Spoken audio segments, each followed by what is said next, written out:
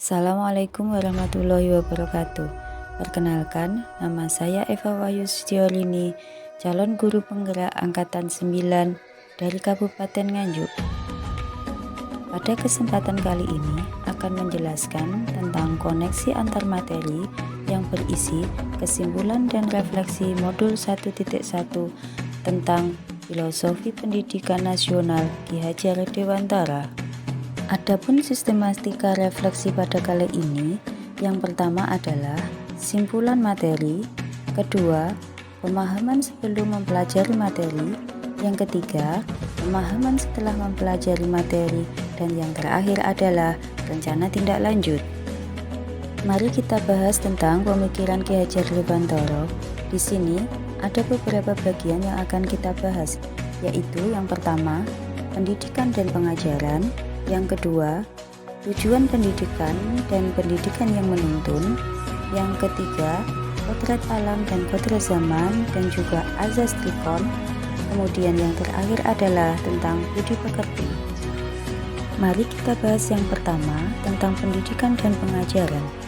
Menurut Ki Hajar Dewantara, pengajaran adalah bagian dari pendidikan.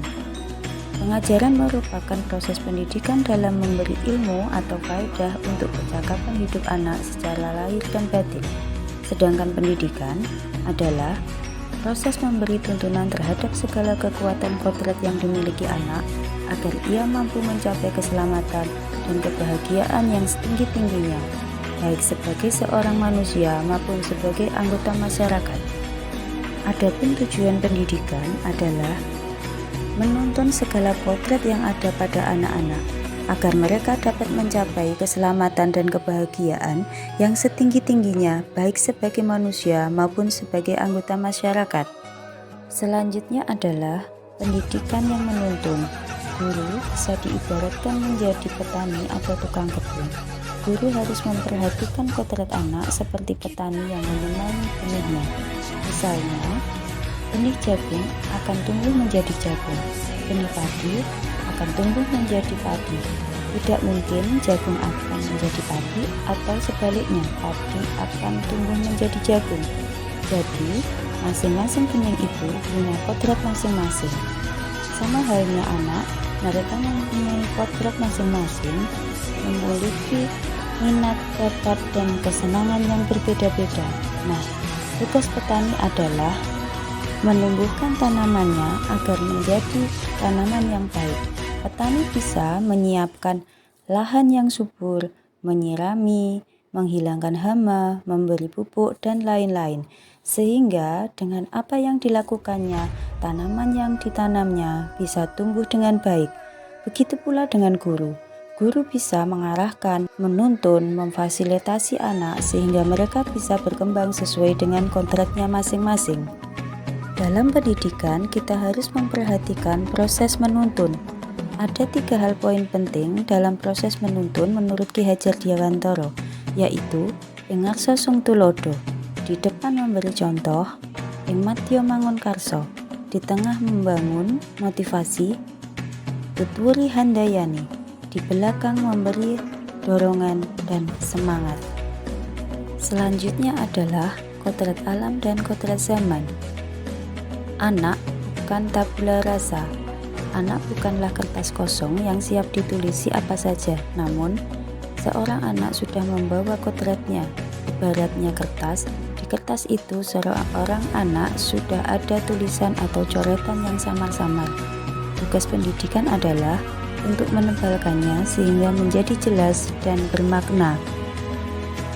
Dalam proses penebalan, kita harus memperhatikan kodrat alam dan kodrat zaman. Kodrat alam yakni pendidikan menyesuaikan lingkungan alam dan sosial anak, sehingga mereka bisa memahaminya secara mudah.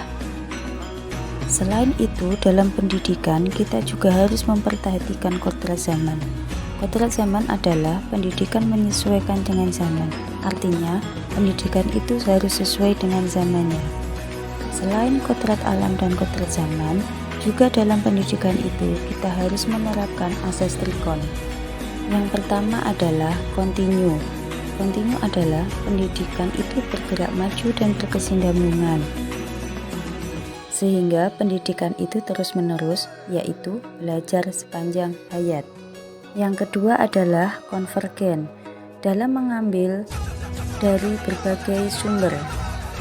Dalam pendidikan itu, kita bisa mengambil sumber dari luar negeri ataupun dalam negeri. Dan yang ketiga adalah konsentris, pendidikan itu harus relevan dengan kepribadian bangsa. Walaupun kita mengambil dari berbagai sumber luar negeri, kita harus relevankan dengan kepribadian bangsa kita sendiri. Selanjutnya adalah pendidikan yang menghamba kepada anak. Pendidikan yang menghamba kepada anak itu adalah pendidikan yang menuntun, yang pada akhirnya akan menghasilkan pendidikan pihak kepada siswa. Pemikiran Ki Hajar Dewantara selanjutnya adalah mengenai budi pekerti. Budi pekerti adalah bersatunya atau perpaduan yang harmonis antara gerak, pikiran, perasaan, dan kehendak sehingga menimbulkan tenaga atau semangat. Dalam hal ini, budi pekerti bisa dijelaskan sebagai cipta, rasa, karsa, pekerti yang nantinya akan menghasilkan keseimbangan atau keselarasan hidup. Untuk menumbuhkan budi pekerti, hal yang paling utama adalah dari keluarga. Keluarga menjadi pondasi inti terciptanya budi pekerti. Selain keluarga, tentunya sekolah juga berperan penting dan juga masyarakat. Selanjutnya adalah pemahaman saya sebelum mempelajari materi modul 1.1 adalah sebagai berikut. Yang pertama adalah pembelajaran berpusat kepada guru. Jadi, guru menjadi figur utama dalam sebuah pembelajaran. Yang kedua adalah mengejar ketuntasan materi. Ketiga, materi cenderung berfokus pada buku paket yang tersedia. Kemudian yang terakhir adalah fokus pada hasil, bukan pada proses. Namun, setelah mempelajari modul 1.1, pemahaman yang saya peroleh adalah pembelajaran yang berpihak kepada siswa, yang mana pembelajaran harus berpusat kepada siswa, bukan mengajarkan tapi menuntun anak dalam pembelajaran. Yang ketiga, bukan mengejar materi, tetapi lebih fokus pada kebutuhan siswa. Yang keempat, sumber belajar itu tidak hanya dari buku, tetapi dari berbagai sumber, sesuai dengan azas konvergen. Yang terakhir adalah proses itu lebih penting daripada Adapun rencana tindak lanjut yang akan saya lakukan setelah mempelajari modul 1.1 dalam pendidikan guru penggerak ini adalah melaksanakan pembelajaran yang berpihak kepada siswa dengan cara merancang pembelajaran yang menarik, yaitu dengan metode pembelajaran yang interaktif, beragam, dan pembelajaran yang membuat siswa menjadi aktif.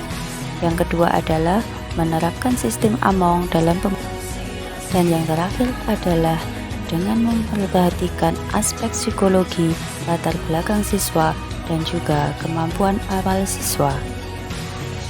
Demikian kesimpulan dan refleksi setelah saya mempelajari modul 1.1. Terima kasih, semoga bermanfaat. Salam calon guru penggerak, tergerak, bergerak, menggerak.